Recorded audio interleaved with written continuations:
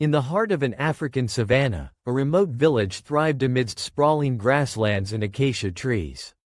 By day, children's laughter rang through the air as they played near the riverbanks. By night, the hum of crickets intertwined with the distant roar of lions. Life here was simple, yet the villagers held tightly to their traditions, which bound them like the roots of the ancient baobab trees surrounding their homes. But beneath this harmony lay an unspoken truth. A fragile balance between light and shadow, held precariously by the weight of power and silence. One fateful day, a stranger arrived, a wealthy businessman from the city with polished shoes that barely touched the dusty earth. His name was Mr. Kaloum, and he brought promises of prosperity. He offered gifts of grain and money, urging the villagers to sell their ancestral land.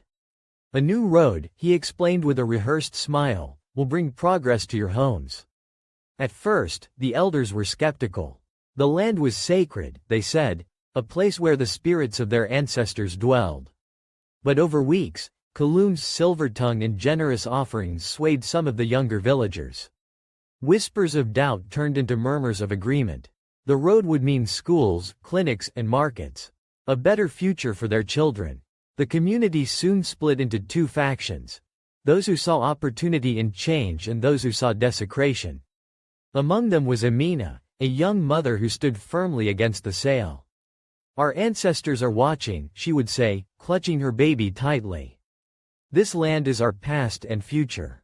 But her defiance came at a cost. She found her hut smeared with ash one morning, a silent warning from unseen hands. Her crops were trampled in the night. Fear crept into her life like a shadow she could not shake. Her strongest opposition came from Kofi, her own brother, who had been charmed by Kaloum's vision of prosperity. "You're holding us back," Kofi hissed one night. "Do you want our children to starve forever?" Tensions erupted at the village council. Beneath the starlit sky, elders debated the matter around the sacred fire. Arguments turned into shouts, and shouts turned into threats. The flames flickered ominously, as if the spirits themselves were angered. Suddenly, Kaloum stepped forward. "I will double my offer," he declared, holding a briefcase that gleamed under the firelight. "This is your last chance." The elders exchanged uneasy glances. Amina, with tears streaming down her face, fell to her knees before the fire. "Do not betray our ancestors," she cried. "Once this land is gone, we can never reclaim it." But her words fell on deaf ears. That night, a deal was struck. Strange feelings settled over us.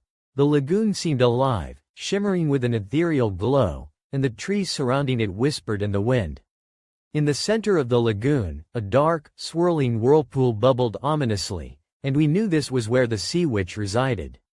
"Are you sure this is a good idea?" I asked, my voice filled with apprehension. Michael squeezed my hand reassuringly. "We don't have a choice. We have to finish this." We both stepped carefully into the cool, misty water, moving cautiously toward the center of the lagoon. The water was dark, and every step seemed to pull us deeper into the mystery of the place. We finally reached the edge of the whirlpool, and there, standing on a jagged rock, was the sea witch herself. She was tall and gaunt, with flowing black hair and dark eyes that seemed to see right through us. Her presence was cold and unsettling, and her skin shimmered like the surface of the water, almost as if she were part of it. Her gaze fixed on us, and a low, gravelly voice echoed through the air. "What brings you to my domain, mortals?" the sea witch asked, her voice like the sound of waves crashing on rocks. "We need your help," I said, trying to keep my voice steady despite the fear rising in my chest. "We need the tear of the sea witch to break a curse." The sea witch smiled, but there was no warmth in it. "A tear, you say? It comes at a great price. Why should I help you?" Michael stepped forward, his voice strong. "We're trying to save someone we love. We don't want to harm anyone, but we will do whatever it takes to break this curse." The sea witch looked at him, then at me, her eyes piercing through us. "I see the purity in your hearts. Very well, I will give you my tear. But remember, every gift has its cost." Without another word, she raised her hand, and a single tear fell from her eye, glowing with a soft blue light. It hovered in the air before gently landing in my palm, warm and pulsing with power. Thank you, I whispered, my voice filled with gratitude. The sea witch nodded, her expression unreadable. Take it and leave, before my anger stirs. Remember, the price will be paid in time. We didn't question her words. We hurried back to the boat, the tear safely in my hand, and made our way back to the village. When we arrived, we found Matteo waiting for us, his expression serious but hopeful. You have the items? He asked. I handed him the pearl, feather, and tear. Matteo examined them carefully, nodding in approval. You've done well, he said. Now, we must prepare for the ritual. That night, as the full moon rose high in the sky, we gathered at the sacred altar. Matteo stood at the front, chanting ancient words that seemed to echo through the island. The items were placed on a stone pedestal, glowing with an otherworldly light. As the ritual progressed, the air around us seemed to hum with energy, and the moonlight shone down on the altar, bathing us in a silver glow. Suddenly, the ground beneath us trembled, and a powerful wind blew through the clearing. The light from the altar grew brighter, and we could hear Serena's voice calling out, her voice filled with rage and despair. You cannot break my curse, she screamed. He is mine. But Matteo continued his chant, his voice growing louder and more forceful. The wind howled, and the ground shook even harder. The items began to glow more intensely, and then, with a brilliant flash of light, the curse was broken. Serena's voice faded, and the energy in the air subsided. We stood there, panting, as the last echoes of the curse vanished. It's over, Matteo said, his voice filled with relief.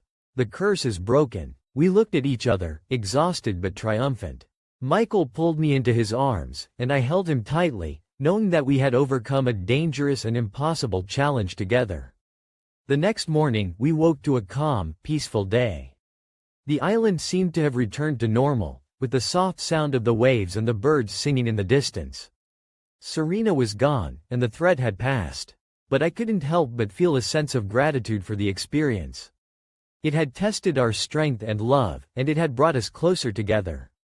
As we left the island, I knew we would never forget the lessons we had learned and the bond we had forged in the face of the supernatural. Michael turned to me, a smile on his face. Ready for the next adventure? I grinned, feeling more connected to him than ever. Always. Though the scars remained, a new hope began to flicker. The villagers, humbled by their suffering, returned to their traditions. They rebuilt their huts closer to the untouched forest, planting trees to replace those lost. Ceremonies were held to honor the ancestors and seek their mercy. The road, unfinished and overgrown, became a haunting reminder of what had been lost and a lesson for future generations. Emina, once silenced by the weight of her warnings, became a voice of wisdom. Her story was passed down through songs and tales, ensuring the mistakes of the past would not be repeated.